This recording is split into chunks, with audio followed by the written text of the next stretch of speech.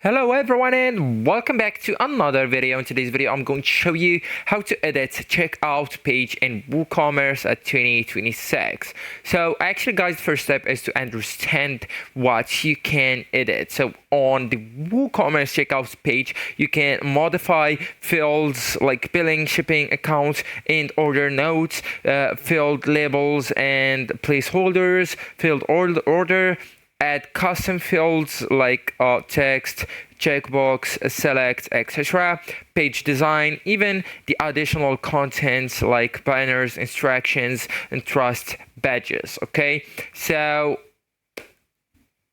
to edit the checkout fields, you will need to use a plugin, and that's recommended for the 2026. Okay, so plugins give full control without coding, like checkout field editor for WooCommerce, WooCommerce blocks, WooCommerce custom checkouts, fields, and cart flow or cart flows. That's advanced checkout builder.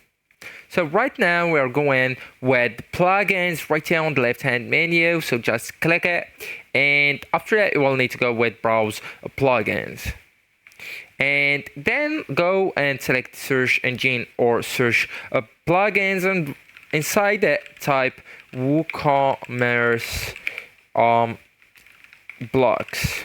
Okay, hit enter in your keyboard, and if you can't see it actually, just go back and type WooCommerce custom checkout fields, okay, and hit enter. So that's the plugin. Just click it. It's by Tim High, and click on download, then activate it. Okay, so after activating it, you will need to go back to the WooCommerce, and right there you will need to choose section like billing, shipping, account, order, and edit existing field, label, placeholder, required, priority order. Okay, and add new fields like text, select, a checkbox, date, file upload, and save changes.